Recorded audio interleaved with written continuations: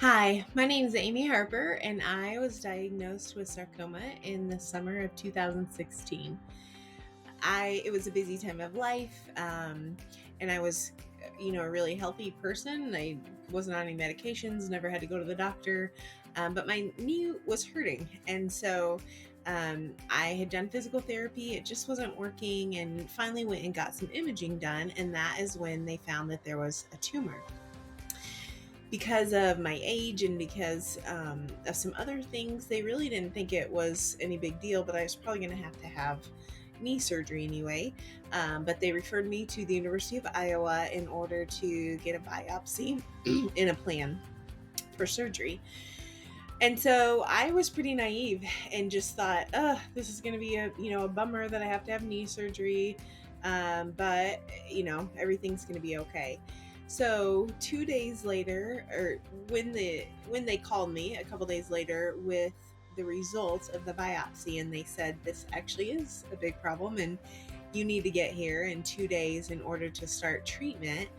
I was shocked. I just couldn't even wrap my head around it. And I knew that they said there would be chemo and there would be surgery, and I still didn't know what that meant. And I remember that I asked the doctor, "Is this cancer?"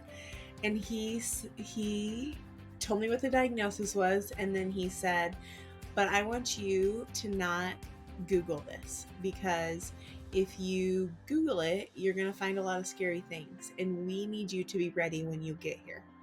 So I took his advice, and to this day, I still have not Googled it. I was very protective. I didn't tell everybody what my diagnosis was because I didn't even want my loved ones knowing what Google said. And that gave me peace of mind because it helped me to trust in the expertise of the doctors, and more importantly, to trust in my God for healing. So 2 days later, we came back, started treatment right away. My treatment was inpatient treatment. I did not handle it very well at all. I became so sick, very, very weak, tried to sleep but couldn't sleep, ended up with mouth sores. I mean, I was a miserable person. But I just kept thinking, you know what, this is what's going to kill this tumor, and it's all going to be worth it. So a few months after doing chemo, I was scheduled for surgery. And in surgery, Dr. Miller removed a section of my femur and then my entire knee in order to make sure that they got everything. And so I had a new femur and knee put in. And then it came time to recover from surgery, which I also didn't handle very well. I was the patient that always fainted every time they stood me up to try to get me to start taking steps again. My body was not cooperative, really. So there was a long recovery after surgery, too. So learning how to bend that leg and use my leg, and started out in a wheelchair, already being very weakened from chemo. It was hard to sort of do the recovery for that leg.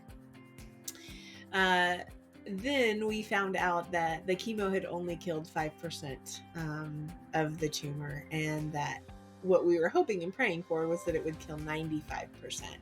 So that felt like a pretty huge, devastating blow. The only good part about that was that it did shorten the amount of cycles of chemo that I did after surgery, because it hadn't been showing to be very effective. So in February of 2017, I was done with treatment and really started to recover, to learn to walk, to begin to eat again, all of those kinds of things. I started having checkups every 90 days. In 2019, unfortunately, there were 2 spots on my lungs, and those had to be removed surgically. One of those was cancer, and I lost a lobe of my lung in the process. So then it was another surgery, trying to learning how to breathe again and trying to increase the stamina of my lungs after that major surgery too. But here we are in 2023.